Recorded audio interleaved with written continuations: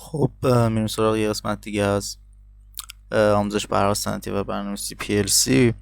تو این قسمت من تصمیم گرفتم که یک مثالی رو خدمت شما عزیزان حل بکنیم، یعنی توضیحش رو بدیم که یه خورده بیشتر آشنا بشید با این دیتا بلوک ها. بعد بریم سراغ مقدار اولیه دادن به آرایه ها توی دیتا بلوک ها. خب مثالی که اینجا داریم توی برنامه که میخوایم بنویسیم، زمان تایمر و مقدار مبنا توی دیتا بلاک تعریف شده و داره مقدار اولیه میشه. در صورتی که مقدار امدابل 60 از مقدار مبنا بیشتر شد، تایمر با زمان تعیین شده به کار میفته و آلارم تولید میکنه. این آلارم در دیتا بلاک هم ذخیره میشه. خب اول بریم مقدار اولیه ها رو توی دیتا بلاک ست کنیم. وارد دیتا بلاک میشیم. توی قسمت اول ست پوینت رو در نظر میگیریم. از نوع ریل تعیینش میکنیم.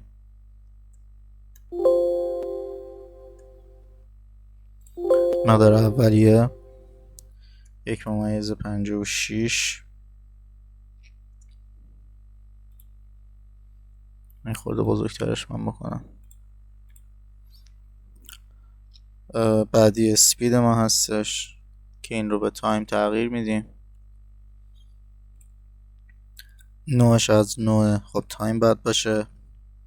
S5 تایم.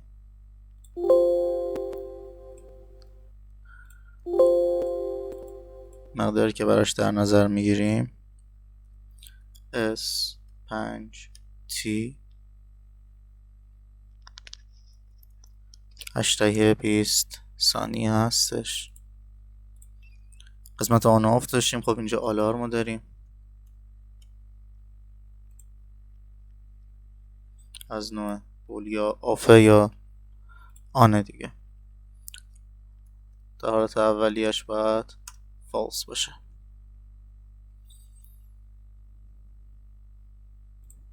خب مقادیر اولیه رو سیو میکنیم. اینجا رو میبندیم. میریم سراغ این که برنامه رو بنویسیم. میریم توی اوبیوان. خب یه سری اینجا داشتیم، اینا رو من حذف کنم.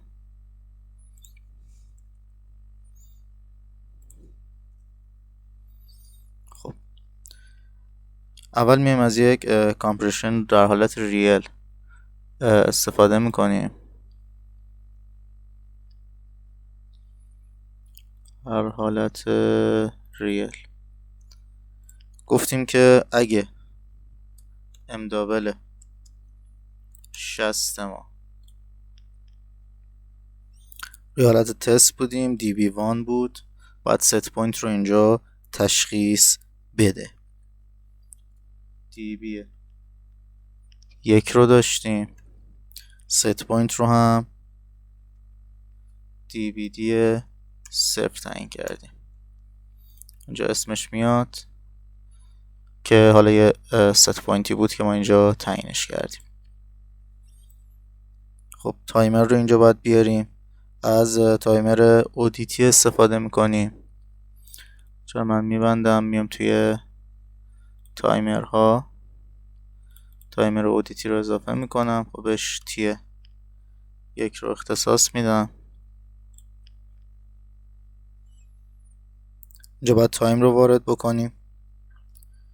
DB 0 رو داشتیم و DB آدرسش رو من یک بار دیگه نگاه کنم.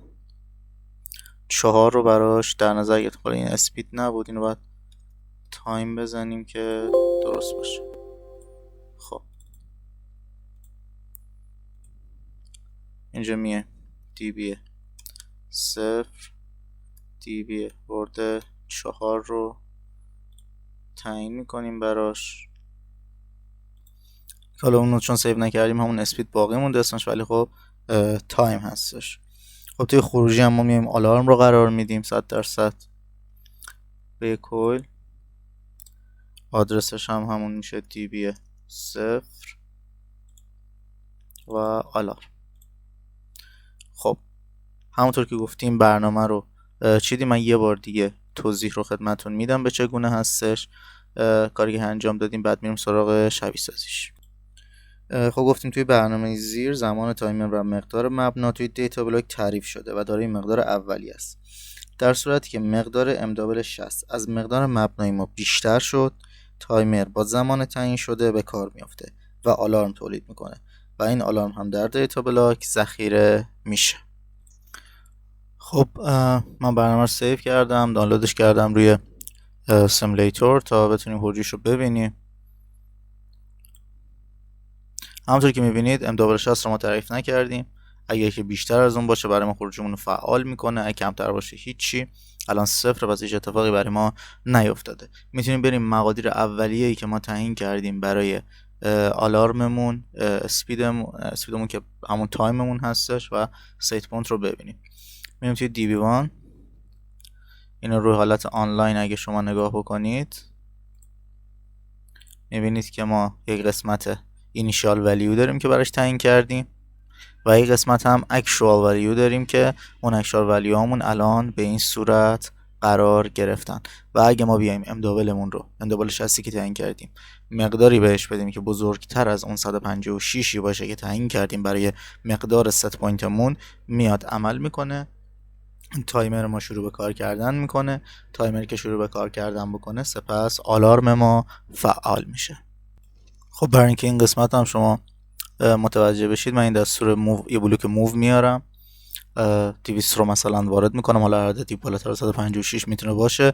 حواستون باشه که به صورت ریل این رو وارد بکنید، یعنی 200 رو که میذارید نقطه صفرش رو رعایت بکنید. میریزیم توی امدابل 60، میاد اینجا میبینیم بزرگتره و کار عمل میکنه. حالا ما اینو ران بگیریم، ببینید که تایمر شروع کرده به شمردن. مقدار 200 اینجا اومده بیشتر بوده، کامپیوتر تشخیصش داده از مقدار ست پوینت، اومده توی تایمر من داره میشماره و بعد هم موتور آلارم فعال میشه. همونطور که ببینید آخرش هم اینجا میاد و فعال میشه. خب خیلی ممنون که با ما بودید. امیدوارم که یاد گرفته باشید که چجوری ما میایم از دیتا بلوک‌ها استفاده میکنیم توی برنامه‌نویسیمون، میایم بهشون اینیشال ولیو اختصاص میدیم که اگه از اون مقداری که مثلا برای ما کمتر بیشتر بود بیاد خروجی های ما رو فعال بکنی. یک نمونه از کاری بود که ما میتونستیم با دیتا بلوک‌ها انجام بدیم. خیلی ممنون که با هم بودین. لایک، کامنت، سابسکرایب فراموش نشه و خدا نگهدار.